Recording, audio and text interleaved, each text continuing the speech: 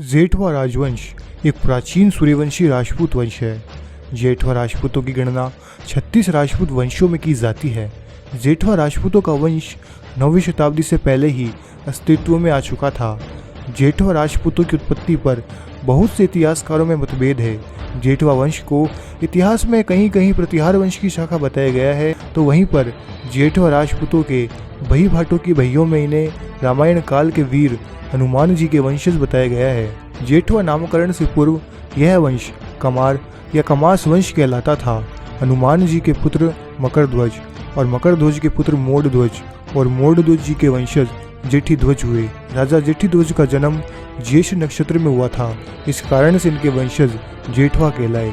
जेठवा राजपूत और जेठवाओं के राजघराने भी अपने आप को हनुमान जी का वंशज बताते हुए गर्व महसूस करते हैं। जेठवाओं के बई भाटों की भइयों में हनुमान जी से लेकर वर्तमान जेठवा राजपूतों तक की वंशावली मिल जाती है, जिस कारण से इनके पास हनुमान जी की संतान होने के पुख्ता लिखित प्रमाण हैं। जेठवा राजपूतों के इष्ट देव आज भी हनुमान जी हैं और जेठवा राजपूत हनुमान जी के वंशज होने के कारण पुंछड़े राणा भी कहलाते हैं। जेठवाओं के बई भाटों की भइयों के अनुसार जेठवाओं के पूर्वज इंद्रजीत को लाल समुद्र के प्रवेश द्वार सकोतरा से आया हुआ बताया जाता है। राजा इंद्रजीत को हनुमान जी के पुत्र मकरध्वज का वंशज बताया जाता है। जेठवा राजपूतों की उत्पत्ति का स्थान लाल समुद्र वर्तमान में बेंट द्वारिका माना जाता है।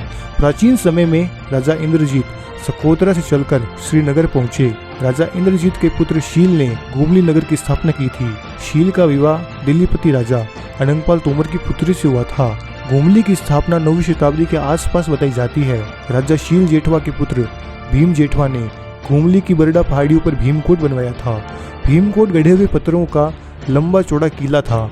शील के वंशज फूलकंवर जेठवा ने श्रीनगर में भगवान सूर्यदेव का मंदिर बनवाया था। राजा फूलकंवर जेठवा के वंशज भाणजी ने कंथकोट और सिंध के नगर बमनवाड़ा पर अधिकार किया था।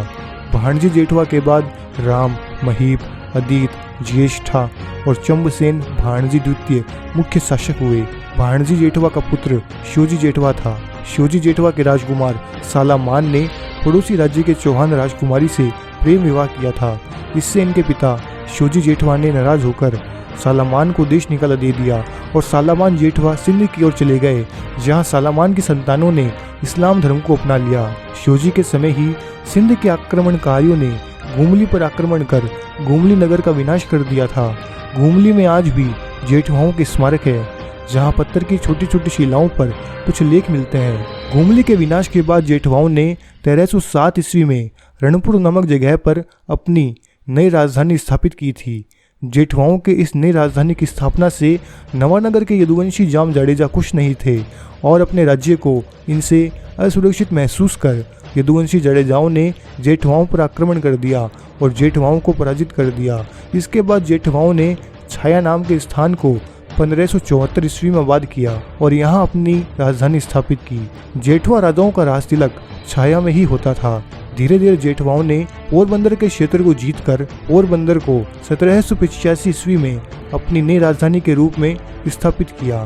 पोरबंदर की स्थापना राणा विक्रमजी खिमजी के पुत्र सुल्तान जी चतुर्थ ने की थी। इस प्रकार पोरबंदर जेठवाओं की स्थायी गद्दी बनी, जो आज़ादी के समय तक उनके अधिकार में रही।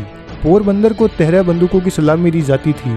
पोरबंदर के आसपास जेठवा राजपूतों के काफी सारे ठिकाने व गांव हैं। गुजरात में गंदल भी जेठवाओं का छोटा सा राज्य था। राजा इंद्रजीत के वंशज जेठवा राजा मयूरध्वज ने अपने नाम से मयूरपुरी नगर की स्थापना की थी, जो आज मोरवी नाम से जानी जाती है।